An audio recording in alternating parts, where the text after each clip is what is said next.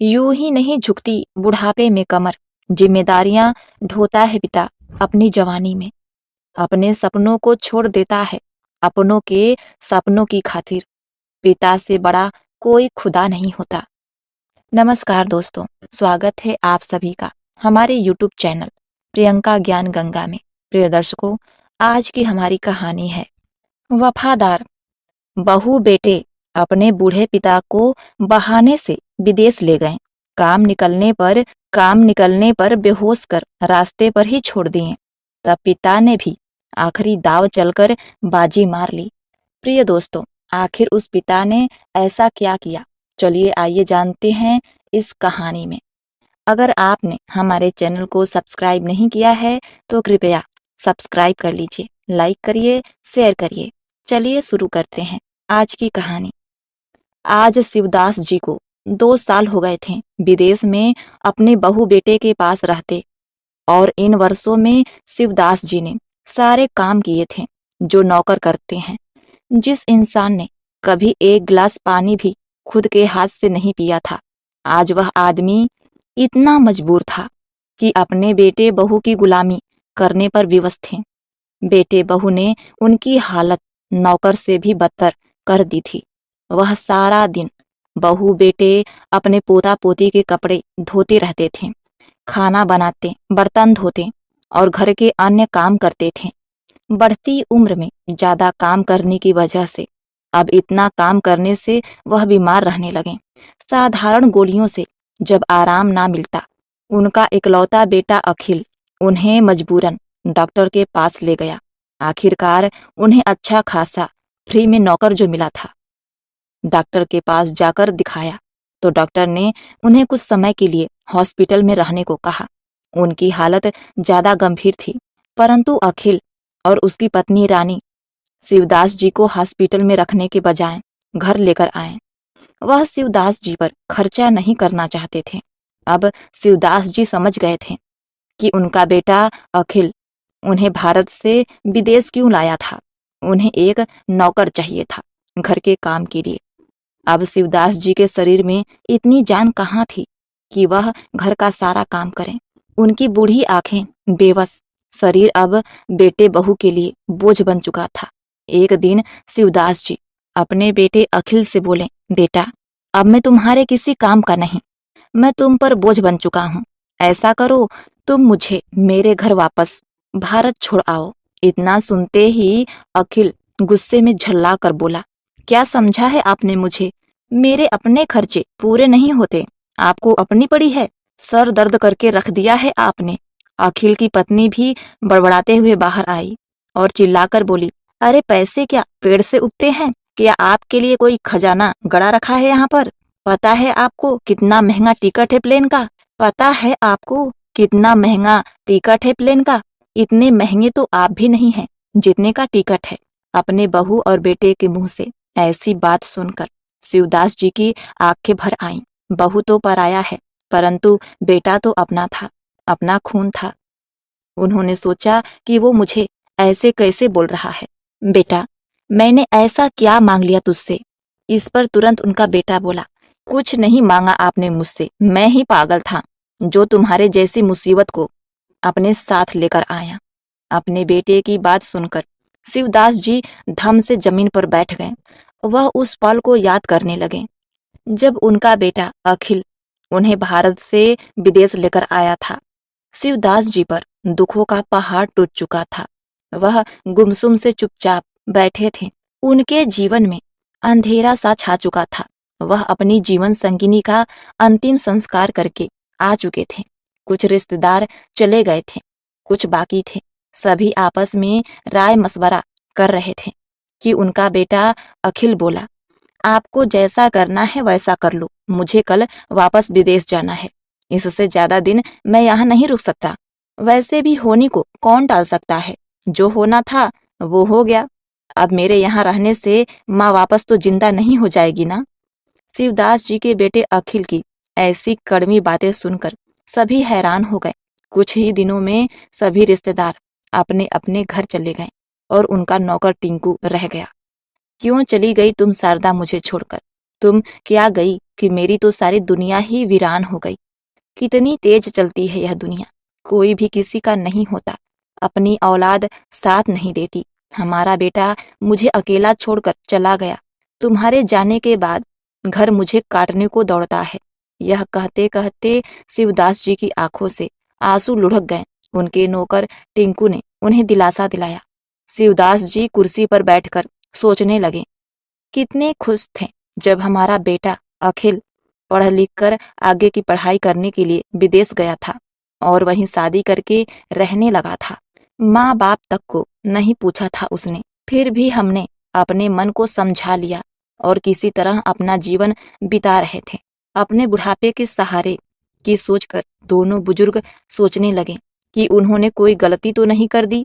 एक दिन इसी तरह शारदा जी को अचानक दिल का दौरा पड़ा और वह भगवान को प्यारी हो गई। अपनी जीवन संगिनी के जाने के बाद शिवदास जी लाचार बेबस हो गए। उन्होंने अपने बेटे को अपनी माँ की मृत्यु की खबर दी तो बेटा बोला, बाबूजी मेरी मीटिंग है, मेरा आना मुश्किल है। शिवदास जी ने बड़े ही आग्रह करने पर अखिल भारत आया। अपनी तन्हाई से तंग आकर शिवदास जी ने अपने बेटे अखिल को फोन लगाया। बेटा अखिल, तेरी माँ के जाने के बाद मेरा मन नहीं लग रहा है, घर मुझे काटने को दौड़ रहा है, तू वापस भारत आ जा, मेरा दिल बैठा जा रहा है।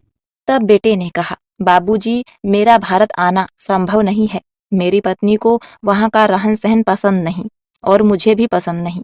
यह कहकर अखिल ने फोन रख दिया। शिवदास जी समझ गए कि बेटा अपनी पत्नी का गुलाम हो चुका है और उसे विदेशी रंग चढ़ गया है। अब उन्होंने अपने बेटे को फोन करना ही बंद कर दिया। सारा दिन घर में अकेले बैठे रहते थे। एक दिन वह अपने दोस्त संजीव जी के पास बैठे थे, तभी अचानक से उनका बेटा अखिल वहां पहुंचा। अपने बेटे को ऐसे अचानक आता देख शिवदास जी फूले न समाये और सारे गिले शिकवे छोड़कर अपने बेटे को गले लगा लिया। बेटा तू आ गया? अखिल बोला, मैं आपको लेने आया हूँ बाबूजी, अब आप मेरे साथ चलिए, अपने पोता पोती और बहू के साथ आराम से रहिए, वहाँ आपका सबके साथ मन लग जाएगा। और बाबूजी यह घर और जमीन जायदाद आप सब बेचकर चलिए, वैसे भी अब मुझे यहाँ बार बार आना नहीं है, आप सब फाइनल करके चलिए। शिवदास जी के दोस्त संजीव जी जो कि पास में बैठे थे सब सुन चुके थे। वह प्रॉपर्टी डीलर थे। उन्होंने शिवदास जी को राय दी कि इतनी जल्दबाजी मत करो, अभी तुम्हारी जमीन जायदाद की अच्छी कीमत नहीं लगेगी, जब कोई खरीदने वाला मिलेगा तो मैं तुम्हें बता दूंगा। शिवदास जी को भी अपना घर छोड़ने का मन नहीं था। उस घर में उनकी स्वर्गवासी पत्नी की यादें बसी थी, वह उसे छोड़कर नहीं जाना चाहते थे। इसीलिए वह अपने घर को अपने नौकर की देखरेख में छोड़कर अपने बेटे अखिल के पास विदेश जाकर रहने लगे। और आज यह हालत हो गई कि जिंदगी से समझौता करके अब बेटे बहू के साथ मन मसोस कर रहने लगे। अब दिन रात बेटे बहू की नजरों में खटकते रहते। बहू उन्हें कोसती रहती कि हमारी छाती पर आकर बैठ गए, काम नकाज के, दुश्मन अनाज के। बुढ़िया खुद तो चली गई और बूढ़े को मेरे लिए छोड़ गई। अब ऐसे ही कुछ महीने बीत गए। एक दिन शिवदास जी की बहू रानी बोली, बाबूजी आप घर पर बैठे बैठे उकता जाते होंगे, चलिए मेरे साथ बाजार चलिए, आपका मन भी अच्छा हो जाएगा।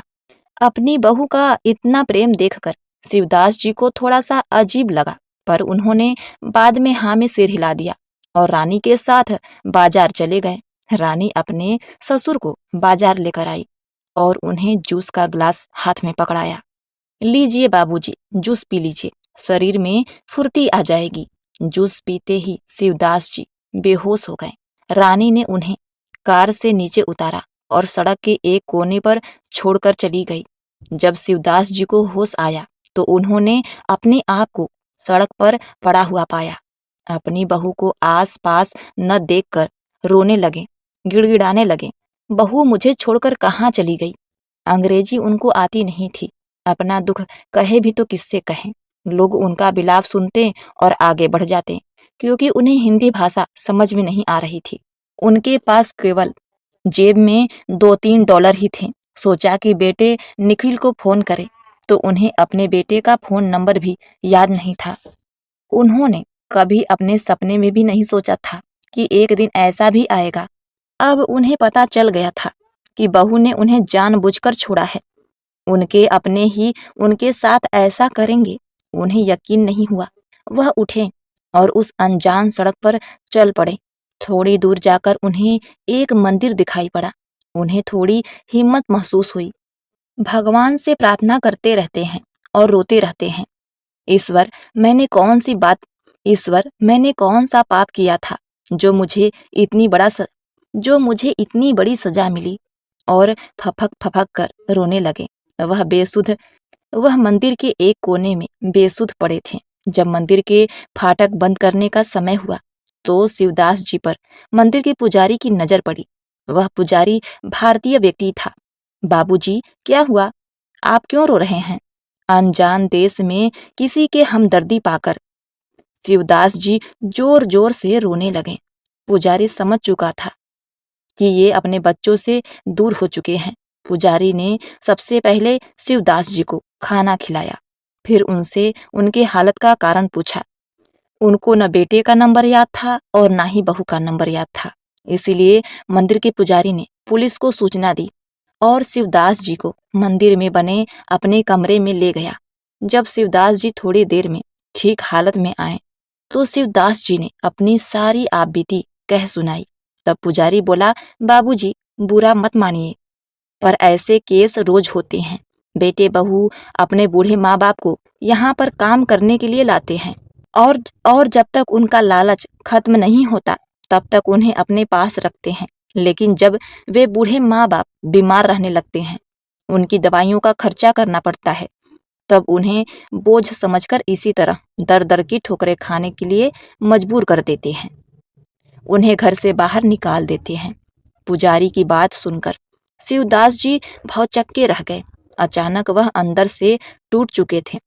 आज वह अंदर से टूट चुके थे।